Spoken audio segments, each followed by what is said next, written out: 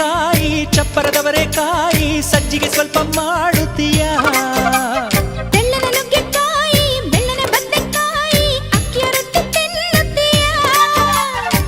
ಬೇಡ ಬೇಡ ಕೆಣಕಲ್ಲು ಬೇಡ ತೊಂದ್ರೆಯಾದ್ರೆ ನಿಂದಿಸಬೇಡ ಮೆಚ್ಚಿಕೊಂಡ ಗಂಡೆ ನಿನ್ನ ತೊಂದ್ರೆ ನಂಗೆ ತುಂಬಾ ಚೆನ್ನ ನಿನ್ನ ಪ್ರೀತಿಯ ಮಾತೆ ಚೆನ್ನ ಮಲ್ನಾಡಡಿಕೆ ಮೈಸೂರು ವಿಳದೆಲೆ ಬೆರೆತರೆ ಕೆಂಪು